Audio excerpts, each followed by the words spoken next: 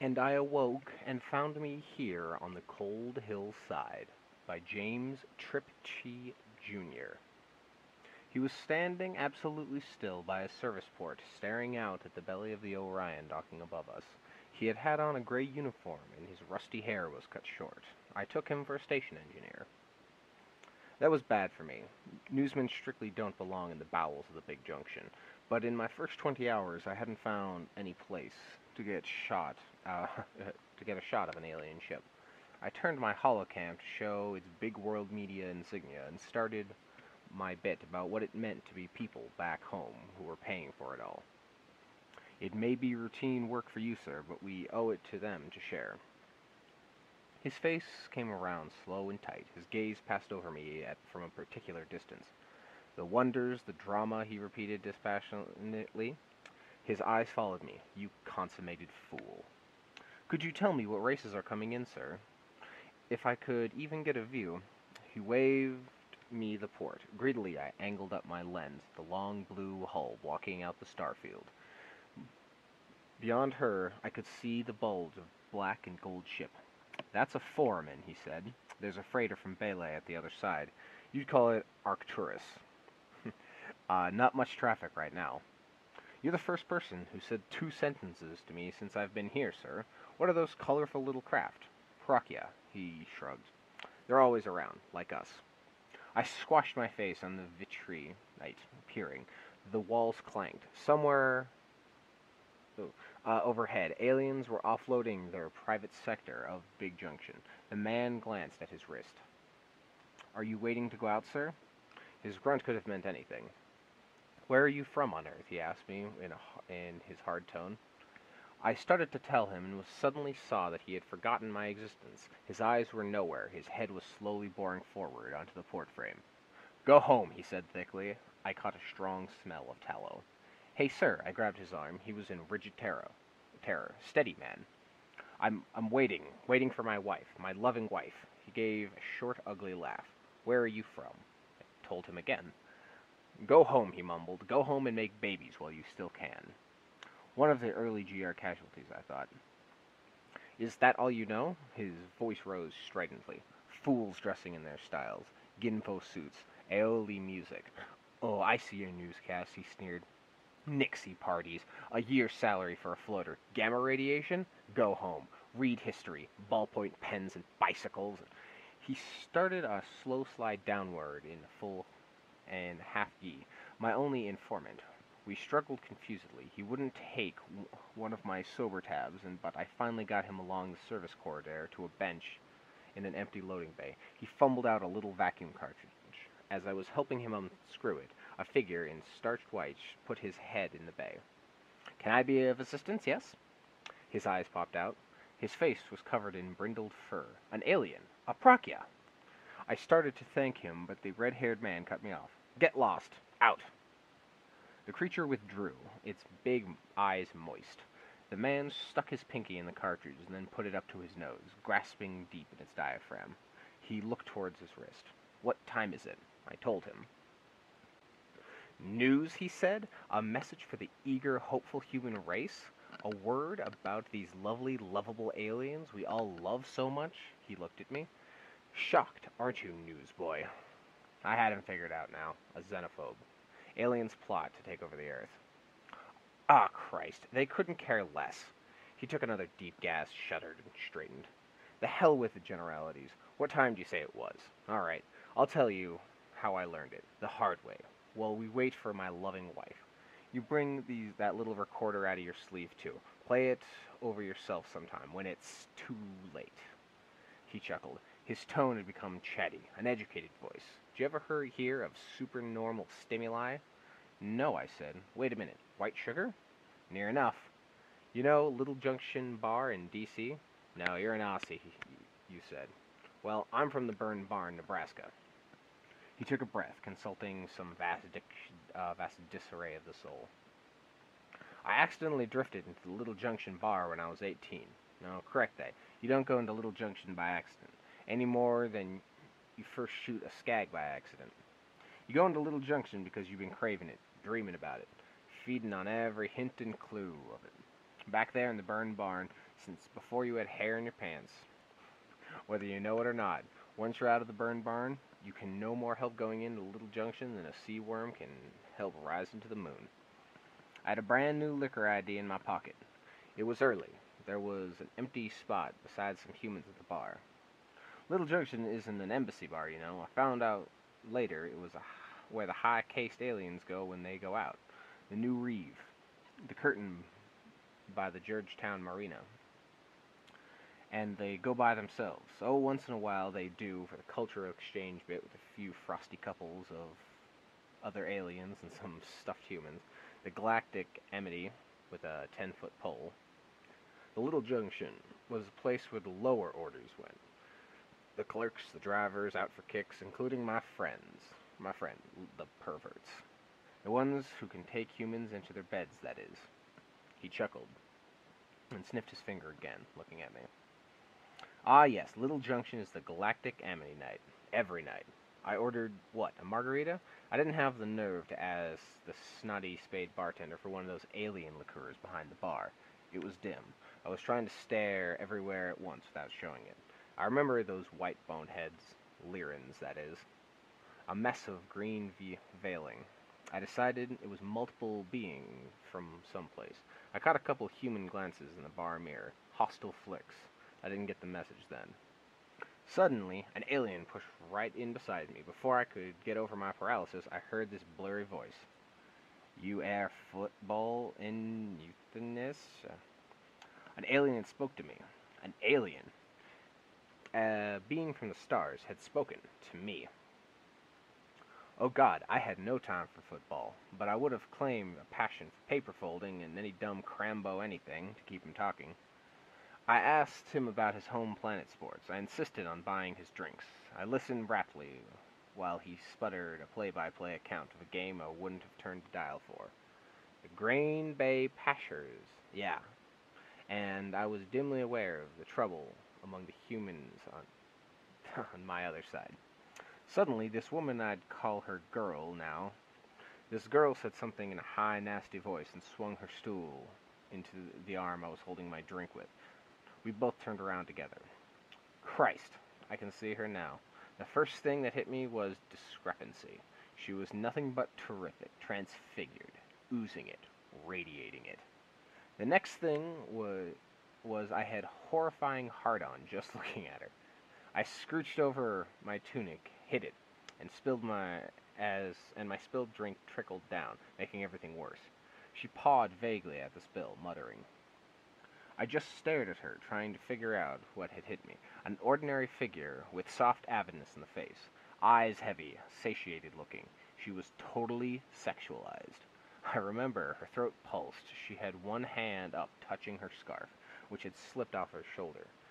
I saw angry bruises there that really tore it. I understood at once those bruises had some sexual meaning. She was looking past my head with her face like a radar dish. She had made an ah sound that had nothing to do with me and grabbed my forearm as if it were a railing. One of the men behind her laughed. The woman said, "Excuse me," in a ridiculous voice, and slipped out behind me. I wheeled around after her, nearly upsetting my football friend, and saw that some Syrians had come in. That was my first look at Syrians in the flesh, if that's the word. God knows I've memorized every new shot, but I wasn't prepared. That tallness, the cruel thickness, that appalling alien arrogance. Ivory blue, these were. Two males in an immaculate Metal Gear. Metal Gear. Then I saw there was a female with them, an ivory indigo, exquisite, with a permanent faint smile on those bone-hard lips. The girl who'd left me was ushering them to a table. She reminded me of a goddamn dog that wants you to follow it. Just as the crowd hid them, I saw a man join them, too. A big man, expensively dressed, with something wrecked about his face. Then the music started, and I had to apologize to my furry friend and the lace dancer that came out, and my personal introduction to hell began. The red-haired man fell silent for a minute, enduring self-pity. Something wrecked about the face, I thought. It fit. He pulled his face together. First, I'll give you the only coherent observation of my entire evening. You can see it here at Big Junction. Always the same. Outside of the parochia, it's humans with aliens, right? Very seldom aliens with other aliens. Never aliens with humans. It's the humans who want in. I nodded, but he wasn't talking to me. His voice had a druggy fluency. Ah, yes, my salients. My first Celius. Celius? They weren't really built, well, well built, under these cloaks. No waist to speak of and short leg, but they flow when they walk. This one flowed into the spotlight, cloaked to the ground in violet silk. You could only see a fall of black hair and tassels over a narrow face like a mole. She was a mole gray. They come in all colors. Their fur is like a flexible velvet all over. Only the color changes startlingly around their eyes and lips and other places. Erogenous zones? Ah, man. With them, it's not zones. She began to do what I'd call a dance, but it's no dance. It's their natural movement, like smiling, say, with us. The music built up, and her arms undulated towards me, letting the cloak fall apart little by little. She was naked under it. The spotlight started to pick up, her body markings moving in the slit of her cloak. The arms floated apart, and I saw more and more. She was fantastically marked. The markings were writhing. Not like body paint alive, smiling. It's a good word for it. As if her whole body was smiling sexually, beckoning, winking, urging, pouting, speaking to me. You've seen a classic Egyptian belly dance? Forget it. A sorry, stiff thing compared to what any Scylla can do. This was one right. This one was right near term. Her arms went up. Those blazing lemon-colored curves pulsed, waved, everted, contracted, throbbed, evolved. Unbelievably welcoming, inciting permutations. Come, do it to me. Do it here, and here, and here, now. You couldn't see the rest of her, only a wicked flash of mouth. Every human male in the room was aching to ram himself into that incredible body. I mean, it was pain. Even the other aliens were quiet, except for one of the Syrians who was chewing out a waiter. I was a basket case before she was halfway through. I won't bore you with what happened next. Before it was over, there were several fights, and I got cut. My money ran out on the third night. She was gone the next day. I didn't have to find out about the Celis cycle then, mercifully. That came after I went back to campus and discovered you have to have a degree in solid-state electrons to apply for off-planet work. I was a pre-med, but I got that degree. It only took me as far as First Junction then. Oh God, First Junction, I thought. It was in heaven, the alien ships coming, freighters going out there. I saw them all, but the real exotics, the tankies. You only see a few of those a cycle, even here, in the Yevri. You've never seen that. Go home, boy. Go home to your version of the burned barn. The first year I dropped everything and started walking after it like a starving hound, just breathing. You've seen the pricks, of course, like lost dreams. Man is in love, and love's what vanishes. It's the scent. You can't guess that. I followed until I ran to a slammed port. I spent half a cycle's credits sending the creatures the wine you call sister's tears. Later I found out it was a male. It made no difference at all. You can't have sex with them, no way. They breed by light or something, no one knows exactly. There's a story about a man who got a hold of a year woman and tried. They had him skinned. Stories. He was starting to wonder. What about that girl in the bar? Did you see her again? He came back from somewhere. Oh yes, I saw her. She'd been making it with two Syrians, Males do it in pairs. Said to be the total sexual thing for a woman, if she can stand the damage from those beaks. I wouldn't know. She talked to me a couple of times after they'd finished with her. No use for men, whatever. She drove off the P Street Bridge. The man, the poor bastard. He was trying to keep that Syrian bitch happy single-handed. Money helps for a while. I don't know where he ended up. He glanced at his wristwatch again. I saw the pale, bare place where the watch had been, and it told the time. Is that the message you want to give Earth? Never love an alien? Never love an alien, he shrugged. No, Jesus, don't you see? Everything going out, nothing coming back. Like the poor damn Polynesians. We're gutting Earth. To to begin with, swapping resources for junk, alien status symbols, tape deck Coca-Cola, Mickey Mouse watches. Well, there is a concern of the balance of trade. Is that your message? Balance of trade, he rolls his eyes sardonically. Did the Polynesians have a word for it, I wonder?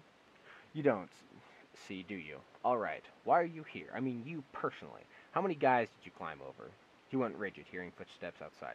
The Prakya's hopeful face appeared around the corner. The red-haired man snarled at him, and he backed out. I started to protest. Ah, the silly reamer loves it. It's the only treasure we have left. Can't you see, man? That's us. That's the way we look at them, to the real ones. And now, we're just getting cheap sea drive. We'll be all over like the Prakya, for the pleasure of serving as freight monkeys and junction crews. Oh, they appreciate our ingenious little service stations, the beautiful star folk. They don't need them, you know. Just an amusing convenience. Do you know what I do here with my 2 degrees? What I did at First Junction? Tube cleaning. A swab. Sometimes I get to replace a fitting. I muttered something. The self-pity was getting heavy. Bitter? Man, that's a good job. Sometimes I get to talk to one of them, his face twisted. My wife works as hell, you wouldn't know. Trade correction. I have traded everything Earth offered me just for a chance to see them, to speak to them. Once in a while to touch one. In a great while to find one low enough, perverted enough to want to touch me. His voice trailed off suddenly and came back strong. And so will you, he glared at me. Go home and tell them to quit it. Close the ports. Burn every god-lost alien thing before it's too late. That's what the Polynesians didn't do. But surely be damned. Balance of trade, balance of life, man. I don't know if our birth rate is going. That's not the point. Our soul is leaking out. We're bleeding to death. He took a breath and lowered his tone. What I'm trying to tell you, this is a trap. We've hit the supernormal stimulus. Man is exogenous? All our history is one long drive to find and impregnate the stranger, or to get impregnated by him. That works for women, too. Anything different color, different nose, ass, anything, man has to fuck or die trying. That's a drive, you know. It's built in, because it works as fine as long as the stranger is human. For millions of years that kept the genes circulating, but now we've met aliens we can't screw, and we're about to die trying. Do you think I can touch my wife? But, look, you know, if you give a bird a fake egg, like its own but bigger and brighter mark, it'll roll the own egg out of the nest, and sit on its own egg out and sit on the fake. That's what we're doing. We've been talking about sex so far. I was trying to conceal my impatience, which is great, but the kind of story I'd hoped. Sex? No, it's deeper. He rubbed his head, trying to clear the drug.